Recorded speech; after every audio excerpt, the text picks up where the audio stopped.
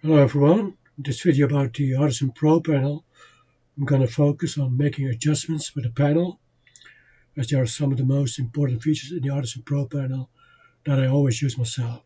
And also one of the main reasons I started designing and building the panel some 10 years ago now. Before we dive in, I want to demonstrate the following. First, I'm going to do an adjustment with the panel within a plane or object isolated by distinctive edges. So this is very easy to do. Also, if you do this manually in Photoshop only. And then I'm going to do an adjustment within a plane or object. It's not isolated by distinctive edges. So what I'm going to do with the panel is to indicate with a rectangle where the adjustment should be and then do the restore. And this is where it becomes very time consuming when you try to do this manually in Photoshop only. And finally, I'm going to do an adjustment within a plane or object that is very difficult to mask. So let's get started. So first demonstration. Let's get started with an adjustment within a plane or object that is isolated by distinctive edges. So this is really easy to do. You can also do this obviously with Photoshop only. But let me show you this. So this is the color image. I've made a neutral conversion. And here are the selections that I made before this. And let's say I'm going to go to my final result. And let's say just want to lighten this part a little bit more and darken that part a little bit of this specific plane that you see here, the front plane. So what you do then is to load the selection and say the front of the color CO quadrato. I've selected the entire front, and now I can either go with creating depth from, let's say, left to right with light. Okay, let's go with this. So I made that light, and I can also go from right to left with dark, for example. Let's do that. So that's really easy to do. So here I made it lighter from the left. Here I made it dark from the right. So let's get rid of those. So now let's try to just darken it globally. So I'm loading the selection again. And now I'm just going to go to Pro Adjustments. And by the way, I'm using Artisan Max here. It's the same for Artisan Pro or Artisan Shibui here. But in this case, I'm going to use Artisan Max because it has all the features. But here I'm going to go to Pro Adjustments. And then you go do a dark and a light. And you can do the normal adjustments. Or better yet, the selective adjustments, because this is mostly meant to create mass. That's a different kind of story. And you can find something more about that in my other videos. So let's darken it, and then it will darken globally. You can also combine that. So if I get rid of this, create a new layer, and then I'm going to create a luminosity mask. Let's say light luminosity mask by staying on the background layer. Okay, now I've used various luminosity masks. I suppose that I just want to lighten the lighter details in the frontal plane here. So for that I'm going to use lights 375, and how to evaluate the luminosity mask and which one to choose you can find it in another video. But now I'm going to use lights 375. So I've already created a new layer, loading the front of the color CO again, and then I'm going to load lights 375, intersect that. Okay, and I'm going to go to adjustments again, Pro Adjustments, and now I just want to lighten those lighter parts that have been isolated by the luminosity mask. So I do a few iterations. Normally you can do 5 to 10, sometimes even more, to get the desired effect. But let me zoom in now. So this is before, this is after. Before, after. Zoom out a little bit more so you can see it as a whole. Before, after. So I only did the adjustment In this case, intersected with the light luminosity mask in the frontal plane. So that is something that you can also do manually in Photoshop. So now a more difficult example. So what I'm going to do now is to make an adjustment within an object or a plane without any distinctive edges. So let's have a look at this image that I took in Japan with the Mount Fuji in the background. This is the original color image, and then a neutral black and white, and I did the various adjustments, and all done with the panel. I have also all the masks here. So suppose that I just want to lighten this part here just behind the temple. Let's say this part. So how do you do that? Well, first of all, I'm going to leave the selection. I'm going to subtract the temple because I don't want to affect the temple. So subtract. Now only the sky behind the temple has been selected. I can save this as a temporary selection. Call it temp 1. All right. Now what I'm going to do is to create a new layer. Load that. So I'm going to lighten that. I'm going to lighten that with selective adjustments with a strength of 1. And now you see that it has been lightened, but you see this strange edge there. It doesn't make sense. So reselect it. And now I'm going to go to depth. And I'm going to restore it to enable the adjustment to blend it smoothly with the background. I'm going to do this from bottom to top, from top to bottom, from right to left, and from left to right. So every edge that I want to blend in smoothly with the original adjacent environment, I'm going to do a restore. So basically all the edges in this case. So if I've done that, and I look at it again, this before, this is after. So I've lightened this area now without any remains of the edges that you can still see. Before, after. So that is something that you cannot so easily do in Photoshop, but you can easily do with the panel.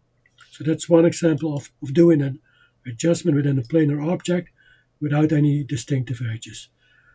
So there's another way of doing those kind of adjustments within a plane or an object without any distinctive edges. So let's assume the following. I'm going to create a new layer first. So let's say this area. And let's say I want to darken it. But it is not something that I can contain within a rectangle. So I can do the restore because you can do the restore only within a rectangle with straight edges. But let's say you want to darken this area. So just a random kind of shape with the lasso tool. I can now go in here, selective adjustments. So not the normal adjustments, that's for masking, but the selective adjustments. And now I turn on the auto blending. So this takes a little bit more time because it's doing all sorts of corrections in the background. And oftentimes you have to do it multiple times instead of just 1 or 2 passes. But in this case, I'm going to do just 1 pass so you can see what's happening. Okay, I've darkened that area. I'm going to zoom in. So it was within this area. And as you can see, there are no strange edges. It just blends in smoothly with the background. This is before. And this is after. Once again, before, after. Loading the selection again, so you can see for yourself that there are no strange edges. So pay attention here, where my cursor is. So here was the original edge, but it blends in smoothly with the background. So this is another example of an adjustment within a planar object without any distinctive edges that you cannot easily do within Photoshop. So there's another way of doing this, but now also by including luminosity mask. So let's get rid of this layer. Now creating a new layer, standing on my background layer, then create some luminosity mask. Let's say I'm going to create some light luminosity mask. So what I want to do is to select this area again, but now I want to lighten the lighter parts only within this area. So let's say I want to lighten this random part. Okay, and I'm going to look at the luminosity mask and see how I can isolate the lighter parts in there. So let's go with this. So it lights 125 within this area. Or you know what, I'm just going to go with lights 175. I just want to lighten those parts that you see here. Okay, so lights 175. Already created a new layer. Now I've already selected this area. So it's not a rectangle, so I cannot do it with restore. I'm going to load lights 175, intersect that, meaning this will be included, the light luminosity mask 175 within this area only. All right. Now go back to adjustments again, Pro adjustments, turn on auto blending because I cannot do the restore. So now lighten it, and I have to do a few iterations, and again it's going to go slower. Let me make it a little bit stronger. I'm going to do something like 5 iterations.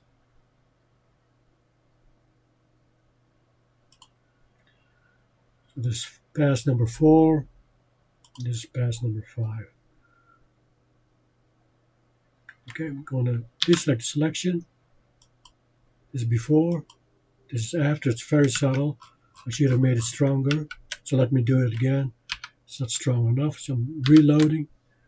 And now make it a little bit stronger, set it to 3, because once it's intersected with the light luminosity mask, the changes are very subtle because the light luminosity mask is already a little bit dark. So any adjustment that you make is only going to be subtly visible. So you have to do a few more stronger iterations.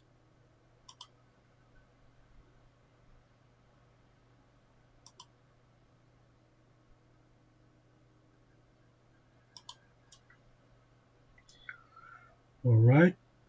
So now I'm deselecting selection again. And in total, I've done something like 4 plus 5 iterations. So hopefully it's better visible now. This is before, this is after. So let me zoom in again. And only the lighter areas within that area have been adjusted. And it's blending in smoothly with its background. So once again, before, after, before, now zooming in, this is before, and then just have a look here, after.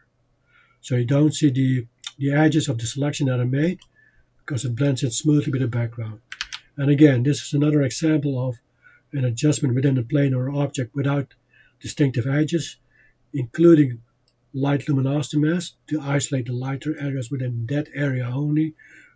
That would be very hard and very time consuming to do without the panel.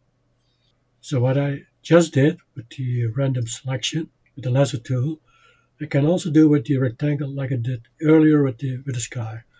So let's do that.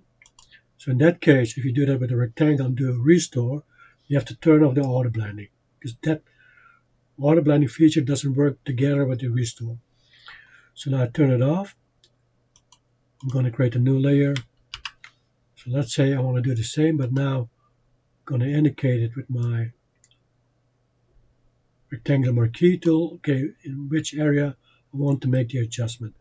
So now I don't have a distinctive edge, but I make it a distinctive edge by using the rectangular marquee tool. So now I'm going to save this, call it temp 2, so I can get rid of it later. I've already created a luminosity mask, so I'm going to use lights 175 again. So load lights 175. And the reason, by the way, that I saved this temporary selection of the rectangle is that I need to load it again so I can do the restore. So now I've loaded the light luminosity mask within that rectangle. And now I can go here again to selective adjustments, or the blending turn off. And now I can lighten it. So again, 6, maybe 7 iterations. Right. That's deselected.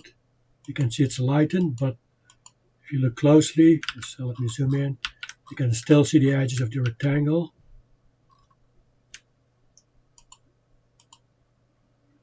Here, but also here. You can see this clear edge there from the rectangle. So I need to do the restore now. So I'm going to load this again, the selection that I just saved of the rectangle, and I can do the restore from left to right, from top to bottom, from right to left, also from bottom to top, because those are all artificial edges that I created to do the adjustment inside of those edges. So go to depth.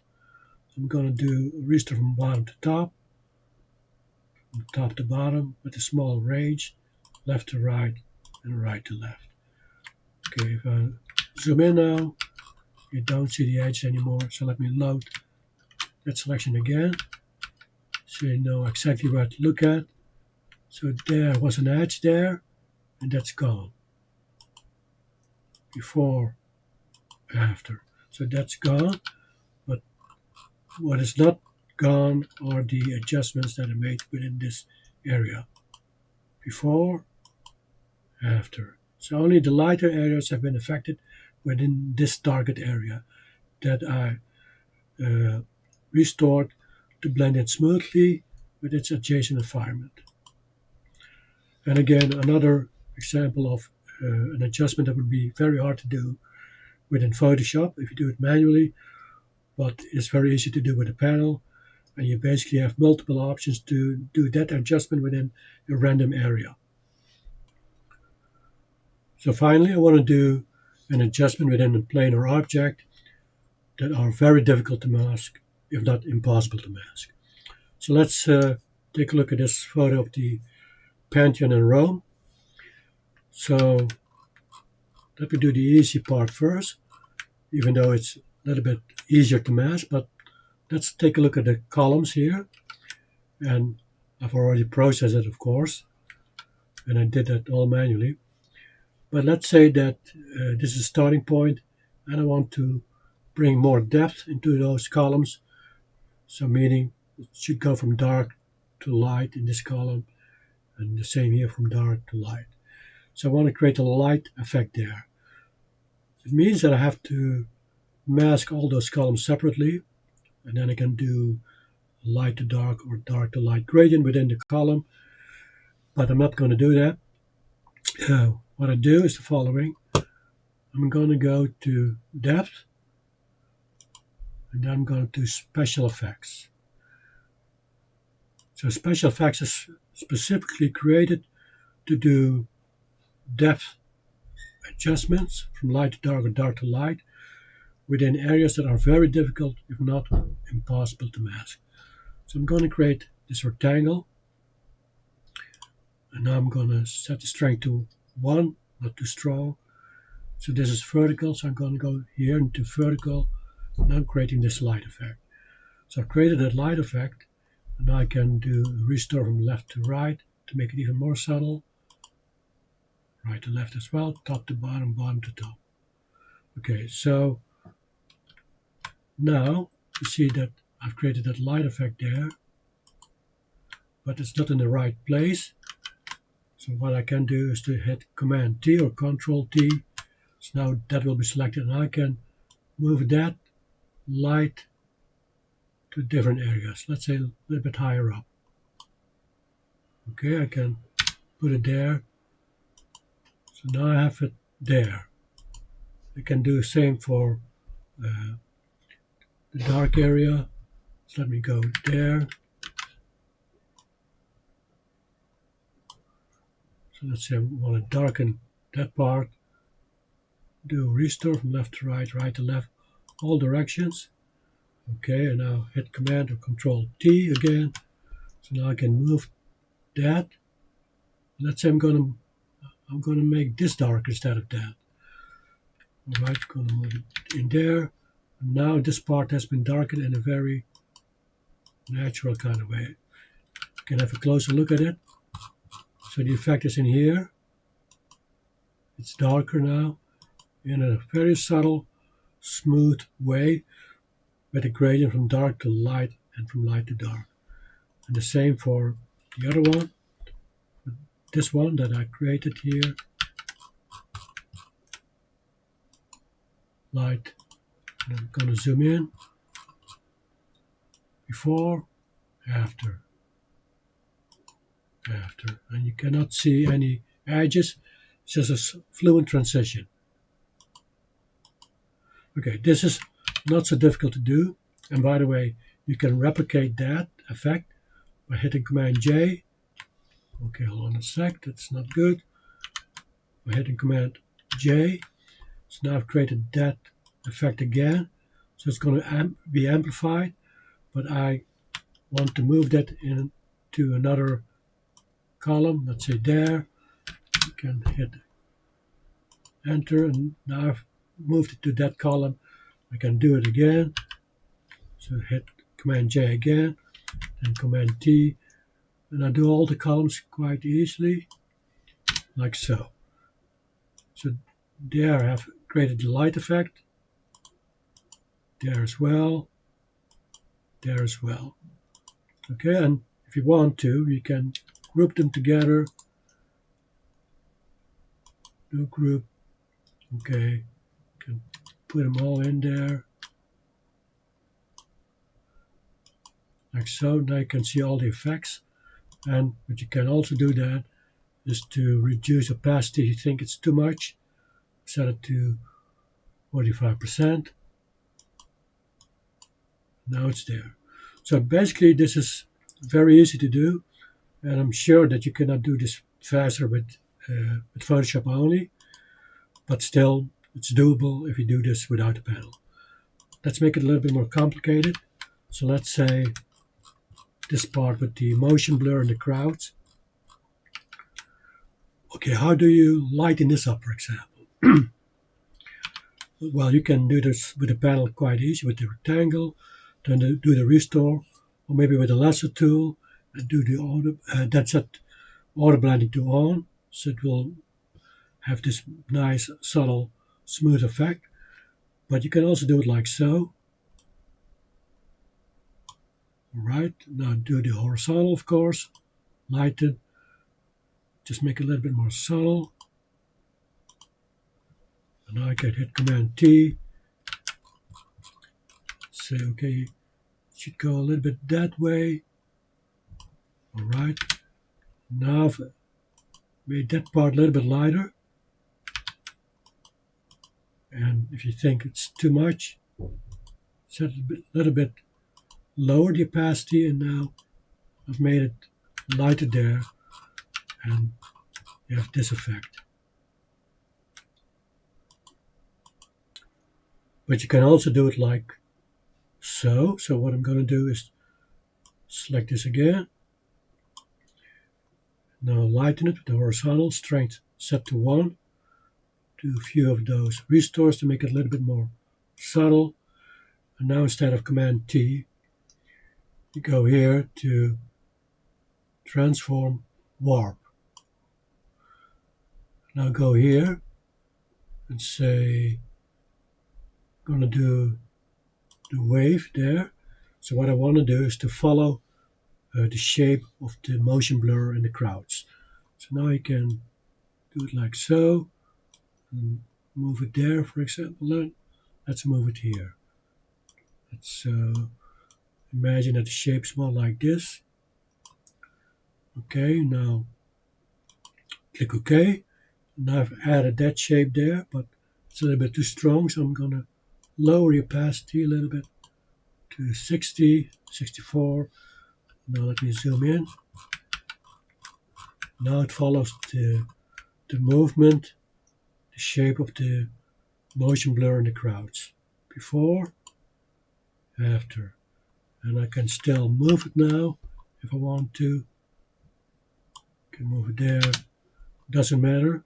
It will blend in smoothly with the environment, because the thing is, it has been restored from all sides, and even if I didn't do the restore, the effect is such that it blends in smoothly with the entire environment, even without doing the restore. That's why it's called special effects.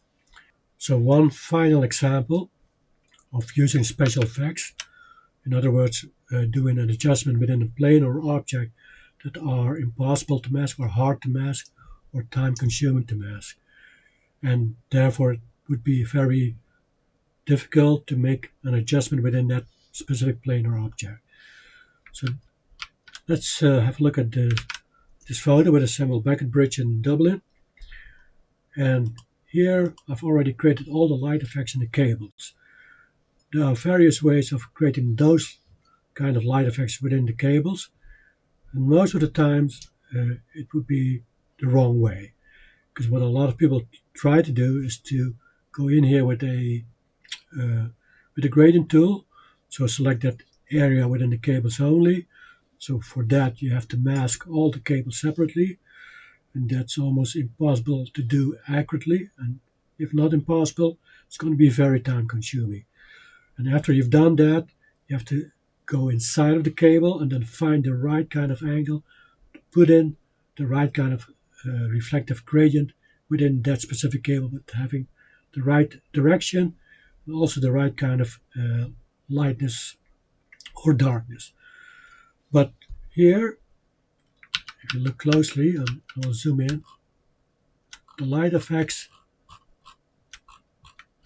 are in there like so, and it goes from light to dark and dark to light, following the curvature of the cable, and it looks all very natural. So if I turn it off, you see those black cables, and here with the light effects, it looks like this. So that's all been done with the special effects. Let me show you how I did that. So let's go in here, and I'm going to create a rectangle again, a longer rectangle. You have to make it a little bit wider than the cable itself. Let's say something like this. I'm going to go to vertical. Let's make it a little bit stronger. Okay, now you see that the light effect is looking like this. So light in the middle, dark on the edges. So it goes from light to dark, just like with a reflected gradient tool. And then the edges will always blend in smoothly with the rest of the environment. But this is still a little bit too wide compared to the cable, so I'm going to do a restore from left to right and right to left. Make it smaller, like so. Also a little bit from the top. Oh, that's too much. One step back, from the top, from the bottom. And I think it's still a little bit too wide, so I'm going to do another restore from right to left, left to right. So now I think that's the right kind of width. So now I can hit Command T, and now you just rotate a little bit.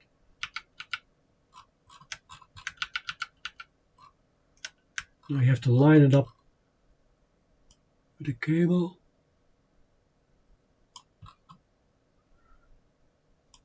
Let's say I'm going to take this cable. Okay, I have to line it up with that. So this takes a little bit of time, but once you've done that, it should all be good. Now put it right on top of the cable. Let's see if it's still lined up.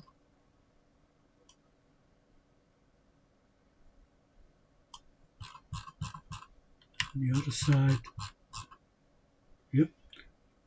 Go ahead. Okay. Now I've added that light effect there. Okay, I didn't place it correctly. So a little bit like so. Okay, now I could have done a better job, but I should have done a few more iterations with the restore. So let me do that, because it's a little bit too wide. So there it is again.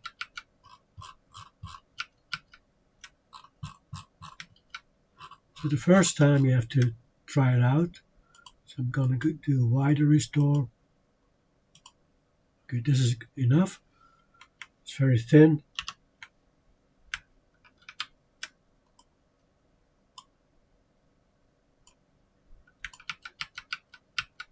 Let's do it with this cable. Zooming in, see if I'm in the right area.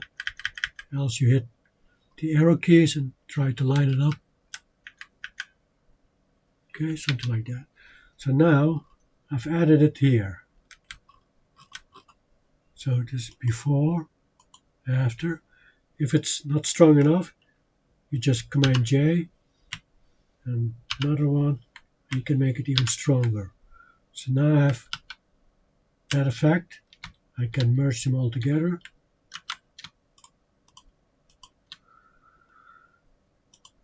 Okay, like so, and I can copy that and put it on another cable. Okay, you have to line it up a little bit more.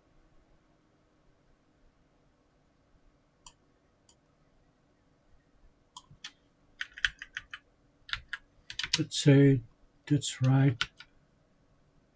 Okay, then you can replicate that effect multiple times and you can put it on the other cables. So once you do that and you take the time for it, then you can have something like this.